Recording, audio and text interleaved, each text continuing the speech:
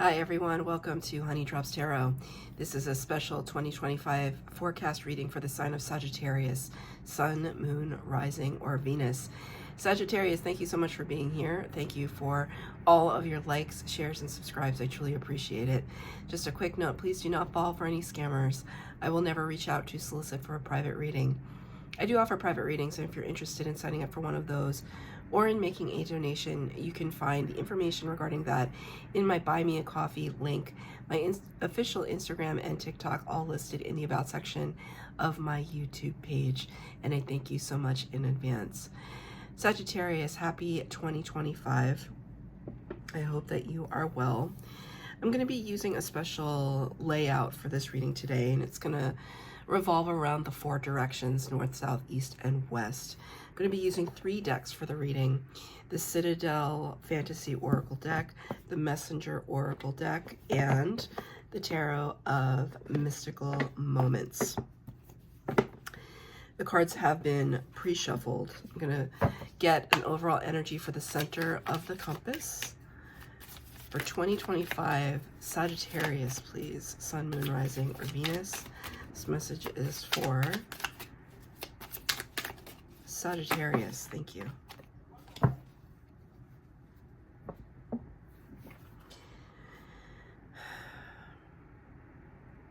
This is the overall energy for 2025. Something to keep in mind. The forgotten, missed opportunities, fear of failure. This is a really striking card because if I turn it over like this, it resembles something pretty spectacular, right? Some UFO kind of feeling. At the time that I'm recording this, there are a lot of things floating around in the sky that people cannot identify. So it's part of the, and it's always been, right, part of the kind of collective consciousness, what is out there. So that could be something that you are really interested in. But in terms of your year for 2025, I feel as though there's this sense in you that you don't want to live with any regret. So in 2024, you may have had some situations where you could have said yes to that date, or you could have said, I'll go on that trip with my girlfriends, or, you know, I'm going to go visit my mom and dad, or I'm going to take that job and see where it leads, whatever it is. I feel as though, or I'm going to go to my daughter's soccer game, more of her soccer games. I don't want it to seem like you're some kind of derelict parent or child or whatever it is. These are just examples of situations where you might have wished you would have said yes, or you could have wished that you'd put up some more boundaries.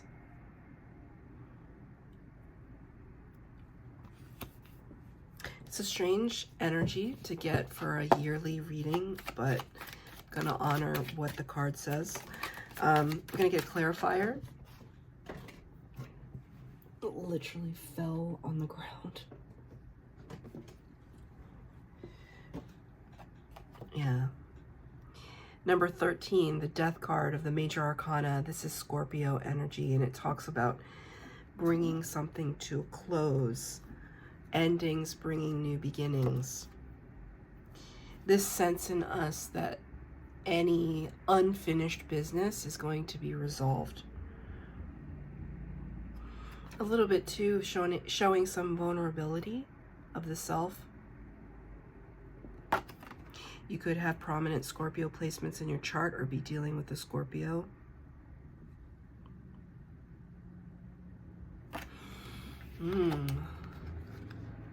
Another message coming through now that I have the clarifier.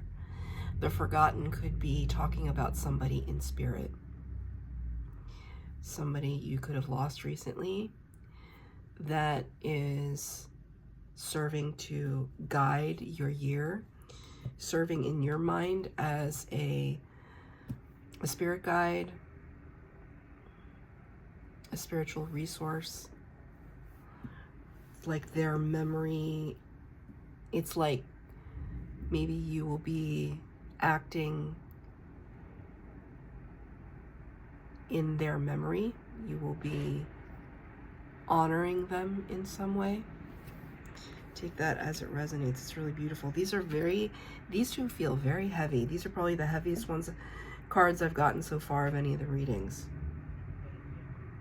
Very profound.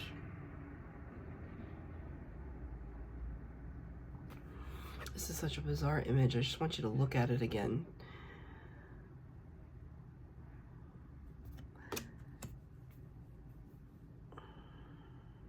There could be some astral projecting that you are also engaged in.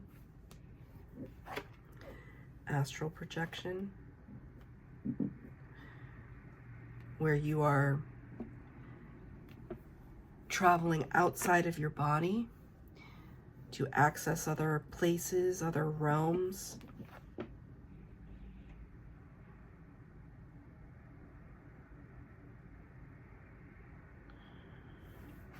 Yeah, it's another kind of disassociation from the body.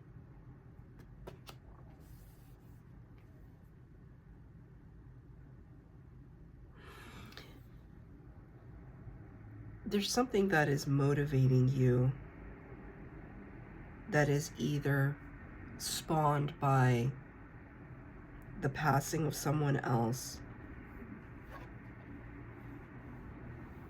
or a regret that you may have had in the recent past in 2024. And you're going to make good on it for yourself. It's like you're making a promise to yourself in 2025 that you're going to do better by yourself. So I'm going to get the directional cards, north, east, south, and west from the Messenger Oracle.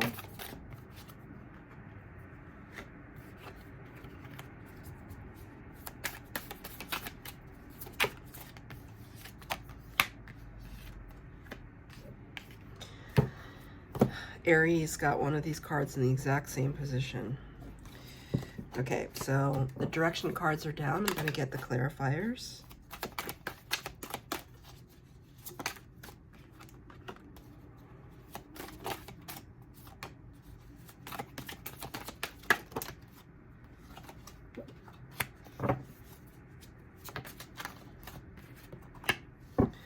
Okay.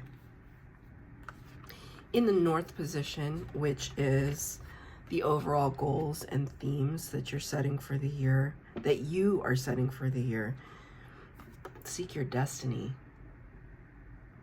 So this is gorgeous. I like the cat energy here. It's kind of sacred geometry, this all-seeing eye, the beautiful connection to the trees, this inner landscape, these portal energies. You are making it very clear that you want to follow your life's blueprint. The bigger questions of what is it that I was born to do, to be, to experience in this lifetime. It's almost like you're waking up out of a state of, you know, I just go to work every day and, you know, I might have my relationship and I might have my friends and family and, you know, I have a very humble life. There's something here where you're asking bigger questions. You're kind of approaching divinity in a different way, your own divinity. You're not settling for status quo. It's the status quo that you've set for yourself too. You're not settling for that anymore. You want to dream bigger, think bigger, go deeper. Seven of Wands in the upright. Could be difficult though, because you've established so much already that you feel like you don't want to just throw it all away. You know, I've worked the last 20 years of my life and had made all these investments and things, and I can't just like, just because I'm out here seeking my destiny doesn't mean that I can just let all that responsibility go. I've worked too hard for it. Seven of Wands talks about kind of approaching, it's like the suit of the wands in the tarot all talks about struggle and battle and fighting and conquering. By the time we get to the Seven of Wands, it's like this person has taken a hill. You know, they've conquered something, but now they have to stand there and protect it. So there's a sense of protection, defensiveness, blocking. But I can see here with these trying to stretch these bars open, you're trying to break out of that, right? Break out of that status quo.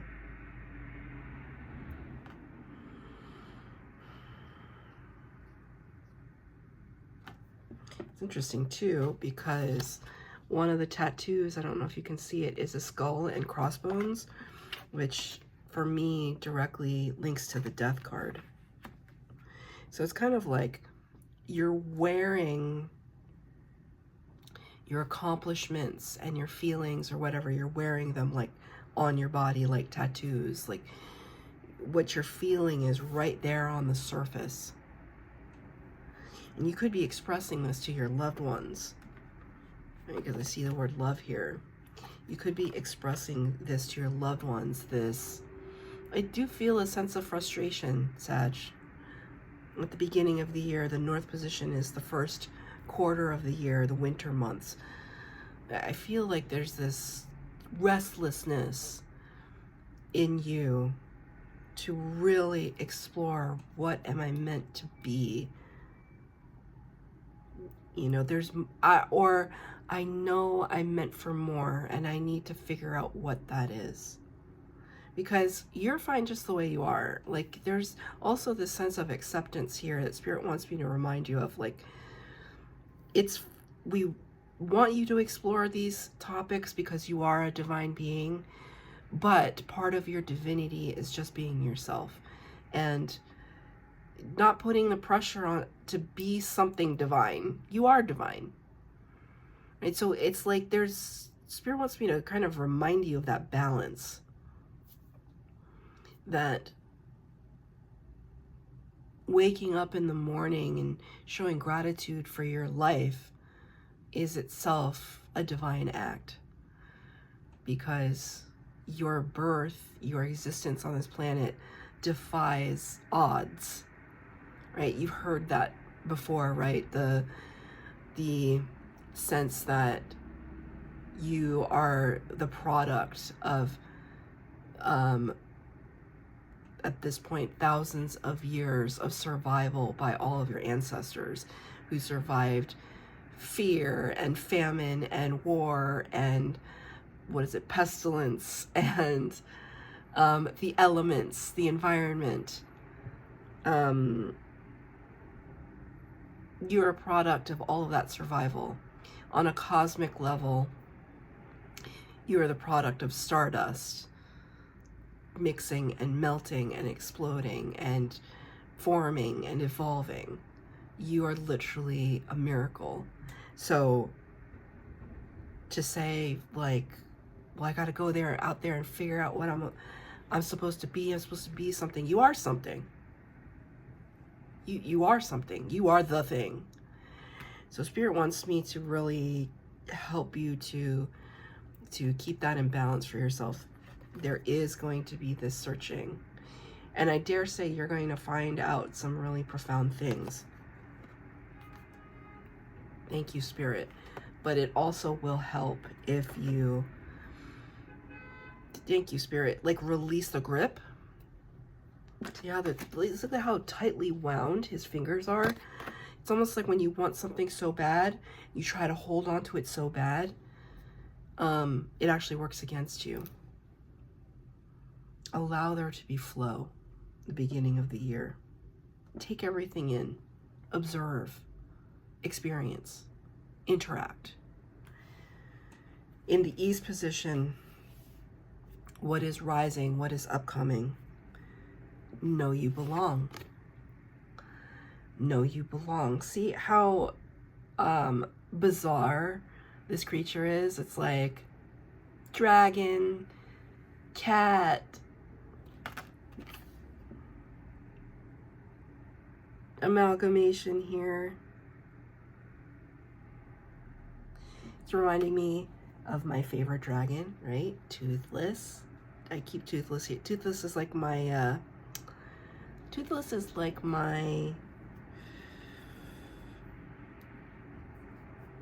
mascot. Thank you, Spirit. Why the hell did it take me so long to come up with that word? I love How to Train Your Dragon. I love the story of it. And Toothless represents, I don't know, you know, because he had a bum wing, but he ended up being the hero anyway. It's like that. It's like there's something here where you're strange and you're wonderful. But that's exactly what is needed right now. That's exactly what is required. Your peculiarity. I'm a Sagittarius rising, and I feel that, like, sometimes I feel like I stick out because I feel weird. But then I'm like, my heart trumps everything. My heart, my love, trump any like weirdness that I could, goofy things that I say, and being wacky and self-deprecating, whatever it is, or obnoxious and direct, whatever it is. The best parts of the Sagittarius collective, right, that I feel like I aspire to every day. I know that as long as I act with love in mind, that whatever weirdness happens, it's perfectly fine. That could be difficult for you to kind of reconcile. Maybe people have pointed out to you your peculiarity. This creature feels larger than life, feels larger than its landscape. And that, you know, many of the Sagittarians I know are larger than life. Big, big personalities. Unapologetic too. But really sensitive. Only with certain people, but really sensitive. Clarified by the King of Swords in the reverse.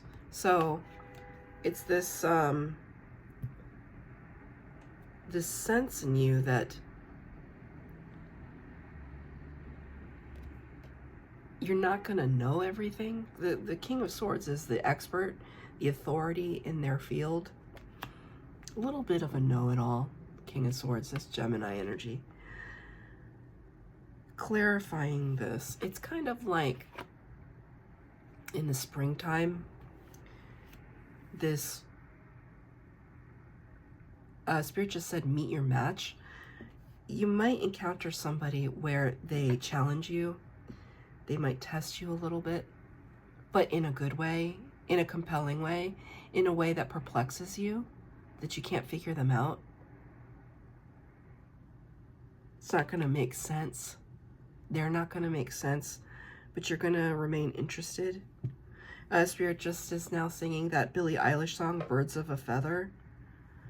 So even though they themselves might seem like a strange phenomenon, you're going to be fascinated. But they're going to challenge you in a way where you're not going to know, you're not going to have all the answers. What's this about? This is upcoming in the springtime. Yeah. Meet your match, the Emperor. Number 4 of the major arcana, you could be dealing with an Aries. Divine masculine. Could be a boss or a leader of some kind. Doesn't have to be a man. But a leader. Yeah. If anyone was going to go up against like a King of Swords energy, it would be an Emperor. I was asking Spirit, I'm like, what's this about? There's somebody that's going to come into, this is not your energy, this is somebody else. There's somebody that's going to come into your life, and at first glance, they may intimidate you just a little bit. Hard to intimidate a Sagittarius. They may intimidate you just a little bit. But then, you know, I can see the Sagittarius going like this to their branch mustache, like, hey, look at that wacky mustache you have there, and like cause this person to be totally disarmed. I'm seeing Groucho Marx, he was like a black and white movie star, but also a comedian, like one of the originals, Groucho Marx. And he had like a cigar and like I feel like he did this with his mustache. He used to go like this with his mustache. And he had big eyebrows. Something about Groucho Marx that's very, I don't think I've ever referenced Groucho Marx ever in any tarot reading. But it's almost like slapstick comedy. Slapstick. Like, there's this person that's going to come in, they're going to, you know, maybe they have a big title and they're too big for their britches, and you're going to come in and just be like, ah, hey, see, like, welcome to the family. You know, I don't know. I don't know what it is. I don't know what it is. But it's kind of like your strangeness and their strangeness are going to be two peas in a pod. That's funny.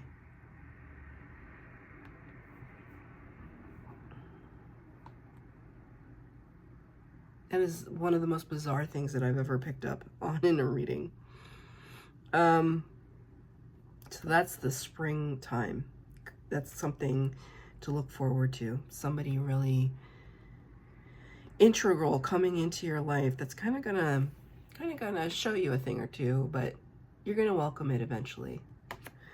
In the South, the underlying challenges, these are the summer months, the third quarter. Trust in magic. Trust in magic. These two crows or ravens here, you know, these birds are like harbingers. They can communicate. They're very smart creatures. But this feels like shadow energy. It feels very the darkness, right? It's clarified by the High Priestess in reverse. Number 2 of the major arcana, this is Pisces energy. The High Priestess sits at the veil between worlds. She is all-seeing, all-knowing, very psychic, but says nothing. She's very mute. So when I see the card in the reverse, I like to say that it kind of tells me one of two avenues of thought, which is either you're not tapping into your intuition as fully as you could, or there's something that wants to be revealed, something that wants to be spoken. Spirit is showing me this video that I saw on TikTok of this very particular crow. I think he's like a family pet, but they teach him how to say things in Spanish. And it sounds like a person. Like if you weren't really looking at the camera, you would think that it was a person talking. But it's a little warbled, the sound. It's not as clear as a human voice might be. So there's something to that. I feel like the High Priestess wants to speak, but the challenge for you is the clarity of the message, right? So I experience this a lot when something, a synchronicity, for example, something miraculous happens to me, and it's so personal, it's so insular, it's so internal, that to try and communicate that to somebody else is nearly impossible. It feels nearly impossible. It's like What's a current? It's like somebody who went to a Taylor Swift concert. I have never been to a Taylor Swift concert, but all my coworkers have. And then they come back and they try and tell me about how profound and spiritual experience it was. And I'm like, I'm so happy for you. Like, I don't have anything against Taylor Swift, but like, I can't relate because I didn't go. Have you ever been to like a mind-blowing concert, but you can't really describe that experience to somebody because they weren't there.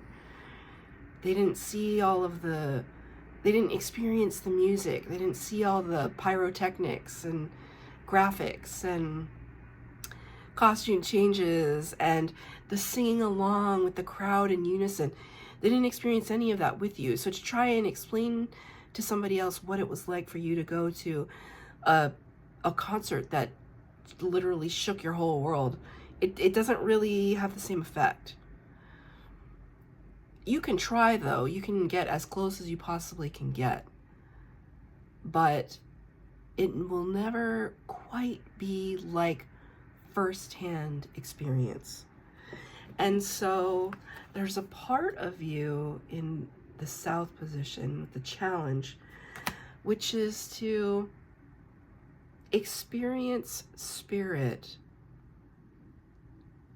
while also not needing external affirmation from other people. I experience this all the time. I mean, I think people that are very close to me are starting to, especially people at work, because oftentimes if I'm experiencing, oh, my spirit guides are coming in. When I'm experiencing something like a synchronicity or something miraculous at work, and somebody just happens to be standing right next to me while that is happening, they start to understand. So I'm feeling that like a lot of people in my inner circle, once they're around me long enough, they also bear witness. But there's something here that's saying, you know, at least for this part of your journey, there might be just like one other witness, but you might be the only one. And therefore, it's like trust in magic. It's trust in the fact that you saw what you saw. You experienced what you experienced. It hits you in a way that is profound. And maybe you can't make sense of it all. It doesn't make rational sense because it's not rational. It's magic.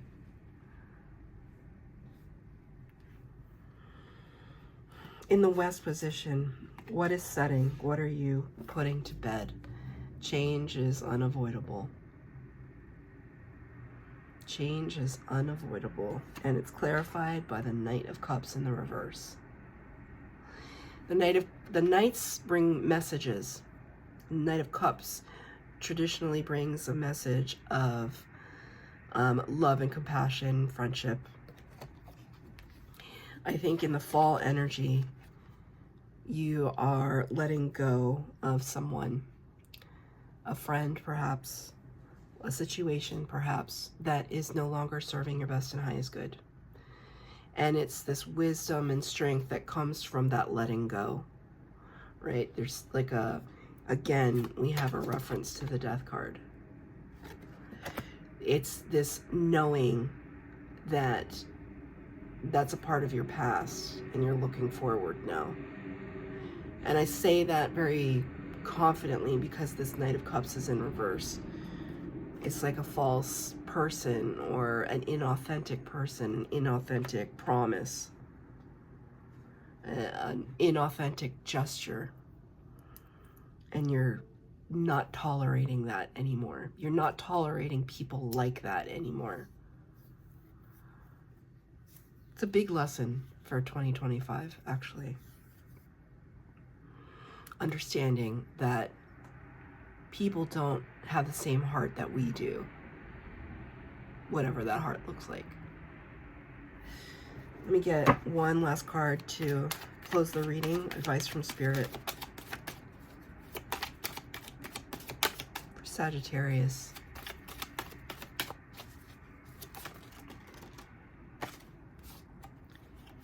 And Star in reverse. Number 17 of the major arcana. This is Aquarius energy. It's really beautiful. It is in reverse though. Spirit is really bringing home the fact that 2025 is a year of healing for you. So it's a lot of surrender energy. It's a lot of acceptance energy that you may not have come to grips with yet, but the faster you do, it's not a race, but the faster you accept that there has been some loss in your life and that it hurt you deeply and that you need to express it and heal from it, ever more quickly you will start to kind of reach your goal of seeking out your destiny, you know? Because it's like if our psyche is all mixed up and jumbled with all of our trauma and all of our triggers and all of our hurt and all of our pain, there's no room for magic. There's no room for wonder and excitement because we're burdened by all of this heaviness. So Spirit's saying make room for the magic. That's your reading, Sagittarius, your 2025 forecast. If you're looking for a 2025 personal forecast, I'm offering those, and you can sign up for one on my Buy Me a Coffee page. If this is where we leave things, I will catch you next time. Thank you so much.